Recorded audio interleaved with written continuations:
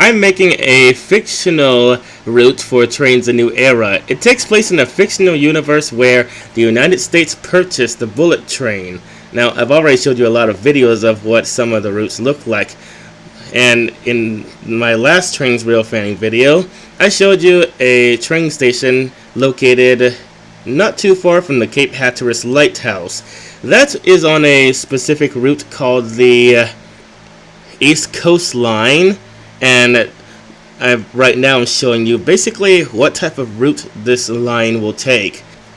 This train will start at Washington Union Station, which has transfers available to Amtrak, the Virginia Railway Express, Maryland Area Rail Commuter, and the Washington, D.C. subway system. Then it'll stop at Newport News Amtrak station. After that, it'll split into two separate lines. One of them will be called the Inland Line. This line is made primarily for businessmen that are trying to get to Florida, and it's a little less scenic than the coastline route, which travels along the coastline of the United States, pretty much hugging the coastline all the way to Key West.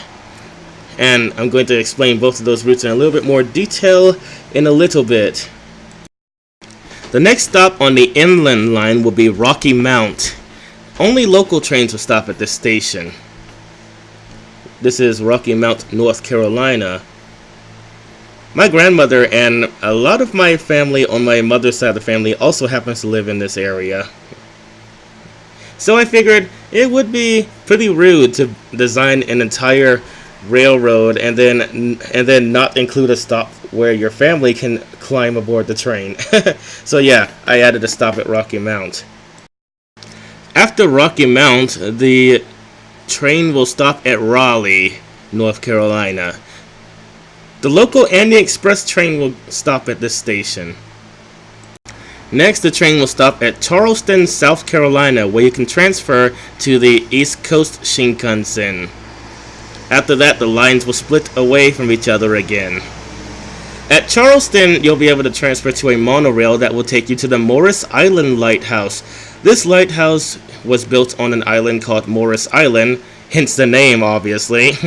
But one day, a hurricane destroyed the entire island and washed away the keeper's house, leaving nothing but the lighthouse standing. They did later manage to fix the foundation so that the lighthouse wouldn't collapse into the ocean, and now it's a tourist attraction. I also wanted to include a way to get to the Sullivan's Island Lighthouse, which replaced the Morris Island Lighthouse, but unfortunately you can't get to this lighthouse because it is owned and operated by the U.S. Coast Guard and located on an active U.S. Coast Guard base. So as of now, you can't visit this lighthouse. I think you're allowed to take pictures of the lighthouse from a distance. You just can't visit the grounds. Who knows though, maybe that far in the future they might end up offering tours of the lighthouse. This is the only lighthouse in the world that I know of anyway that is equipped with an operating elevator to the top floor. As we all know, most other lighthouses require stairs to get to the top. Next we have Savannah, Georgia. The local and express Shinkansen will both stop at this station. Next we have Brunswick, Georgia. Only the local trains will stop here. Next we have Lake City, Florida. Again, only serviced by the local lines. Finally, we have Pensacola Lighthouse. This will be the last stop on the line, and here you can transfer to the Texas bullet train, which connects Texas with points east, west, and north of the area. And it also goes to Chicago. You could transfer here, if, for example, if you wanted to go to New Orleans, Louisiana. And now for the East Coast bullet train. Just like the Inland Line, this line stops at Washington, D.C. Union Station Amtrak, and it also stops at the Amtrak Newport News Station. After that, though, it splits into a separate line and travels further east, hugging the coastline all the way to Miami, Florida. This line is mainly for tourists, but Later, an express line was added so that businessmen could get to Florida faster from Washington, D.C. This line mainly services the beaches on the East Coast, but it also services a few cities in the area as well. The next stop on the East Coast bullet train will be Virginia Beach by the old Cape Henry Lighthouse. Interesting fact, this old lighthouse, which is the one on the left, was decommissioned because cracks in the structure raised fears that it might collapse, so they built a new one just a few feet away from it. However, as it turns out, their fears were not warranted because it's still standing today, and now it's a tourist attraction where you can look at the new one. Not sure if you're allowed to go to the new one though. Only the local trains will stop at Virginia Beach. The next stop on this line will be Currkuck Beach by the Currkuck Beach Lighthouse. The local and express trains will stop here. Wow, you can't even escape a McDonald's or a Walmart, even in the literal middle of nowhere. The next stop on this line will be Nags Head. Only local trains will stop here. But there will be a monorail at this station that can connect you to the Tybee Island Lighthouse. It'll drop you off literally at the front door. I've actually been to this lighthouse at night before. It has a very weird flash characteristic where it flashes twice and then it turns off for 22.5 seconds. The next stop on this line will be the Cape Hatteras National Seashore. The train will drop people off at the Cape Hatteras Beach, about 1,000 feet away from the lighthouse, and a boardwalk will connect passengers from the beach to the station and to the lighthouse. That way people won't have to cross the tracks at dangerous locations in order to get to the lighthouse from the beach. In most cases, however, there'll either be a pedestrian bridge or a pedestrian underpass for passengers that need to cross over or under the tracks. On your way into the station, you'll be able to see the location where the lighthouse used to stand before it was moved 1,600 feet away from the coastline to protect its foundation from erosion. I was actually there in 1999 when they moved the lighthouse and placed it on its final resting point. Now, there was a bit of a problem here. This section of land would cause the railroad to have to curve very sharply, which of course would cause the express trains to have to slow down considerably. So to fix that, I ended up having to build a really long bridge to connect this section of Cape Hatteras with the rest of the Outer Banks, so that the trains won't have to take a sharp curve on the way back to the mainland. This bridge would have to be about 10 miles long, and it would cross the State Route number 12. Then it would go underneath a tunnel. It would cross the road right about here and then travel into a tunnel. The tunnel would have waterproof doors in case of a flood, which probably could happen in this area since there are a lot of hurricanes here. Some pretty powerful. In fact, they even occasionally damage the lighthouses in this area. So yeah, the tunnels would have to be designed to withstand that, obviously. The tunnel would travel underneath the Hatteras Inlet and re-emerge on the other side as it approaches the Currkuck Village. The next stop will be Currkuck Village, near the Currkuck Lighthouse. The local and express trains will stop here. Either a bridge or a tunnel would have to be built to link all of these islands of the Outer Banks together so that the bullet train can travel unimpeded all the way to the state border. Here is yet another area where either the bridge or a tunnel would have to be built. The next stop on this line will be the Cape Lookout Lighthouse. This lighthouse could really use some service to it because the only way to get here is from a ferry, a car ferry, and even then, you can't drive to the lighthouse from the car ferry station unless you have a four-wheel drive vehicle. Otherwise, you'll have to hike the rest of the way to the lighthouse, and it's a pretty good walk from the ferry location. I mean, you could probably also take a tour to get to the lighthouse, and maybe they'd have some kind of vehicle to help you get there more easily. But either way, it would be cool to have a train that could take you here, and the train would drop you off right in front of the lighthouse. Only the local trains service this area, though. Now, the land curves wildly to the left after this, so in order to keep the express tracks from having to slow down considerably, and in order to keep the railroad as straight as possible, a 60-mile long bridge will have to be built linking Cape Lookout with Oak Island, where the next station will be located. The next stop will be Oak Island. Local and express trains will stop here. This is the last stop in North Carolina. But you can also transfer to a monorail that will take you to the Bald Head Lighthouse, which is another island. I believe it's to the north of Oak Island.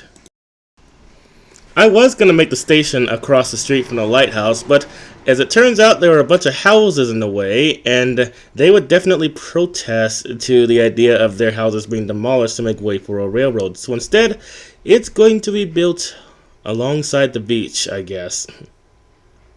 It'll probably be slightly elevated so that people can walk underneath the bridge to get to the beach.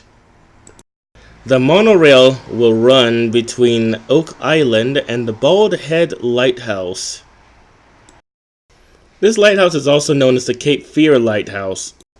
This lighthouse is no longer in operation, but you can still travel to the museum that they have there. I think this lighthouse was replaced by the Oak Island Lighthouse, built just to the south of it. The next stop on this line will be the Charleston, South Carolina station, where you can transfer to the inland line. Next, we'll have the Hilton Harbor Lighthouse, which will be serviced by the local and express trains. I'm not sure exactly how the train will get here just yet. I'm still figuring that one out. The next stop on this line will be the Tybee Island Lighthouse in Tybee Island, Georgia.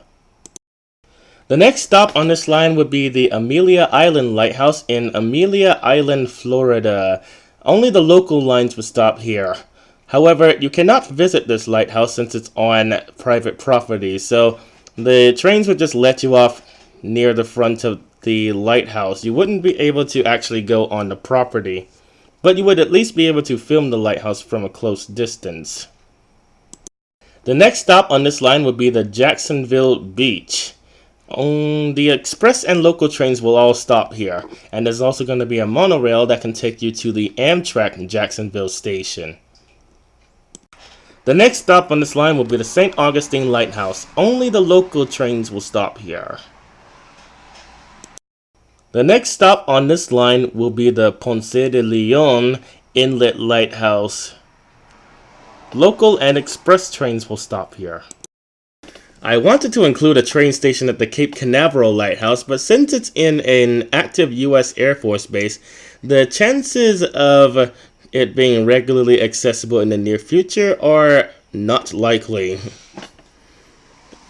Interesting fact though, when a rocket was launched nearby, it actually shattered the glass inside the lighthouse and severely damaged the lens, causing it to have to be replaced. The next stop on this train will be the Jupiter Inlet Lighthouse. Only the local trains will stop here. The next stop on this line will be the West Palm Beach Amtrak station. Transfer will be available to Amtrak, of course, and local and express trains will stop here. I haven't really decided what Shinkansen and Amtrak transfer stations will look like yet, but so far I'm thinking of having it set up so that on one level it's Amtrak trains, and on an upper level the bullet trains arrive on an elevated station, with a concourse in between the two levels. The next stop on this line will be the Hillsborough Inlet Lighthouse. Only local trains will stop here. Interesting fact about Florida lighthouses. There was one lighthouse that was infamous because it scared some keepers into early retirement. The strong winds from the hurricanes shook the house very badly and it scared them to death. So they just retired in hope of never having to be in Florida again. Eventually they ended up having to rebuild the house to make it stronger so that keepers would stop retiring in order to get away from it. The houses themselves never were collapsed by the hurricanes. They were just afraid because it felt like it was going to collapse. On a side note, I would not like to be the keeper of this lighthouse because it has a very narrow entryway and you'd have to climb a ladder to get to the top. And I'm kind of afraid of heights. Anyway, The reason why this lighthouse looks like a water tower is so that the wind from the hurricanes can pass safely through it without damaging it. In other words, the wind just phases through it without a problem. This design works very well in Florida. However, this design was tried in the northeastern United States in Massachusetts on an offshore lighthouse, and it didn't work too well. The waves were supposed to, well, basically what they hoped would happen was the waves would pass through the lighthouse, just like the wind does on this lighthouse. But in that lighthouse in Massachusetts, the waves actually took down the lighthouse and the two keepers with it. So this technology is pretty well thought out, but it only works in certain locations. Someone was actually on the beach looking at that lighthouse at the time it collapsed, and they said it looked like the lighthouse was rocking back and forth violently before it finally collapsed. The tiny stilts just weren't strong enough to handle the force from the waves. Though, oddly enough, there are actually a lot of lighthouses in Florida that are offshore that have this design, and they fare very well against the hurricanes. The next stop on this line will be the Miami Beach station. Local and express trains will stop at the station, and the monorail will allow you to transfer to the Amtrak Miami station. The next stop on this line will be the Key Largo Lighthouse Beach. Only local trains will stop here. The next stop will be the town of Layton. Only local trains will stop here. The last stop on this line will be the Key West International Airport. A monorail will exist at this airport that will allow you to get to the Key West Lighthouse. At Daytona Beach, you'll be able to transfer to what I call a branch line Shinkansen, which is a Shinkansen line that doesn't travel quite as fast as the mainline ones. It mainly connects short distances together. This Shinkansen will stop at Orlando, and then it will take you to the entrance to Disneyland.